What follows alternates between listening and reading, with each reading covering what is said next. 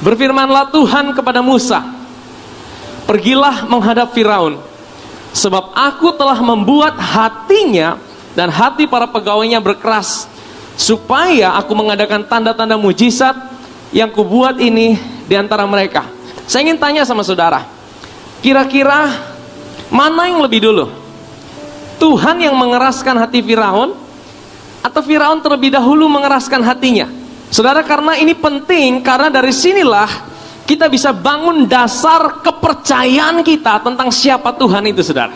Nah, saudara, ada yang beranggapan Tuhan itu yang memilih untuk mengeraskan hati Firaun. Tetapi kalau saudara baca di beberapa pasal sebelumnya, sebenarnya hati Firaun telah terlebih dahulu mengeras, saudara. Dengan kata lain, bahwa sebenarnya Tuhan hanya meneguhkan apa yang dipilih oleh Firaun, saudara. Saya percaya bahwa Tuhan kita bukan Tuhan yang pick and choose, memilih dan meninggalkan. Anugerah keselamatan itu Tuhan berikan untuk semua orang. Amin, saudara. Dan Dia berikan kasih karunia juga untuk mempercayai. Dan untuk menerima itu dibutuhkan yang namanya iman. Iman itu apa, saudara? Iman itu sebenarnya bukan usaha kita.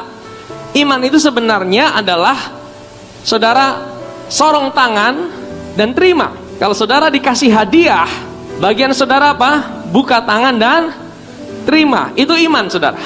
Jadi itu bukan usaha saudara. Anugerah itu untuk semua, tapi tidak semuanya meresponinya dengan iman, saudara. Dan Firaun adalah salah seorang yang memang kecenderungan hatinya adalah mengeraskan hatinya, sehingga Tuhan hanya meneguhkan apa yang sudah ada dalam hati Firaun. Kenapa Tuhan buat hati Firaun hatinya mengeras dan Tuhan teguhkan seperti itu? Supaya aku mengadakan tanda-tanda mujizat yang kubuat ini di antara mereka. Ternyata kadang-kadang Tuhan itu memang Dia izinkan situasi itu seperti tidak terbuka. Saudara, kalau bagi orang Israel, mereka lebih suka yang mana? Tuhan, kalau bisa jangan ada Firaun keraskan hati lagi, Tuhan. Kalau bisa selesaikan dengan segera Firaun. Sepertinya jalan sudah mau terbuka, tertutup lagi. Jalan sudah mau terbuka, tertutup lagi, saudara. Ini sepertinya Tuhan itu menunda-nunda. Kalau saudara sedang ada persoalan, saudara mau lebih cepat atau lebih lama, saudara? Lebih cepat lebih baik, betul? Mendapatkan jawaban lebih cepat lebih baik. Tapi saudara, dikatakan bahwa hati Firaun berkeras, artinya ada penundaan lagi, ada penundaan lagi. Saudara tahu, seringkali penundaan atau persoalan yang terjadi dalam hidup kita, itu bukan karena Tuhan tidak memperhatikan kita, tapi Tuhan ingin apa? Mengadakan tanda-tanda mujizat terjadi di dalam hidup saudara dan saya. Saudara tahu artinya tanda-tanda? Mujizat itu cuma tanda. Katakan mujizat adalah tanda. Tanda itu artinya petunjuk. Ada tanda belok kiri ke jalan El Tari. Tanda itu bukan jalan El Tari. Tanda itu penunjuk jalan. Kalau saudara pergi ke situ, saudara akan ketemu dengan jalan El Tari. Nah, saudara, mujizat itu juga cuma tanda. Tanda untuk menunjukkan pada siapa?